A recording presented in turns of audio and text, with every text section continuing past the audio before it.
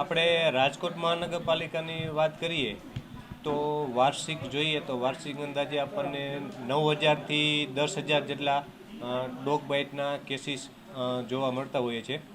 અને હમણાં જોઈએ તો જ્યારે વાતાવરણમાં એટલે કે ઋતુ ચેન્જ થાય ત્યારે ડોગમાં સ્ટ્રેસ વધવાના કારણે માઇનર ડોગ બાઇટના કેસીસમાં વધારો થતો હોય છે.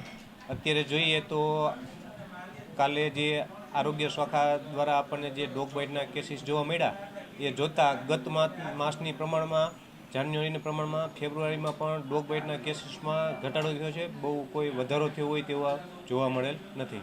ડોગ બાઇટ આપણી સામે આવે છે કેસીસ, પણ ડોગ બાઇટના કેસીસ વધતા જતા હોય છે એવું નથી. જોઈએ તો આપણે 2016-17માં જોઈએ તો રાજકોટ મહાનગરપાલિકા વિસ્તારમાં 5 વર્ષ પહેલાં 13,000થી 14,000 જેટલા ડોગ બાઇટના કેસીસ નોંધાતા હતા. જેમાં જોઈએ તો શહેરનો વિસ્તાર પણ વધેલ છે, સંખ્યામાં પણ વધારો છતાં પણ જોઈએ તો હાલે આપણે અંદાજિત 10,000ની આજુબાજુ ડોગ બાઇટના કેસીસ જોવા મળે છે. જે જોતાં જોઈએ તો આપણે રાજકોટ મહાનગરપાલિકા વિસ્તારમાં ક્રમાનુસાર ધીરે ધીરે ડોગ બાઇટના કેસીસમાં ઘટાડો થતો હોય તેવું જોવા મળી રહ્યું છે.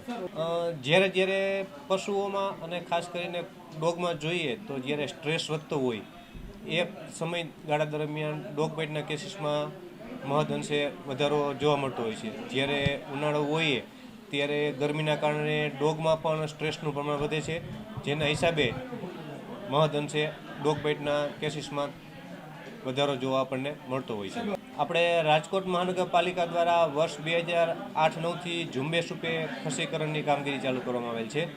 હાલે જોઈએ તો છેલ્લા 5 વર્ષથી રાજકોટ મહાનગરપાલિકા વિસ્તારમાં 90%થી વધુ શ્વાનો જે છે એ ખસીકરણમાં આવેલ છે. સાથોસાથ ફરીથી હડકવા વિરોધી રસીકરણ પણ કરવું જરૂરી હોય. આપણે વર્ષ 2016-17થી ફરીથી હડકવા વિરોધી રસીકરણ પણ કરીએ છીએ અને હાલે આપણે ફરીથી હડકવા વિરોધી રસીકરણ કરવાનો આપણે 6થો રાઉન્ડ ચાલુ છે.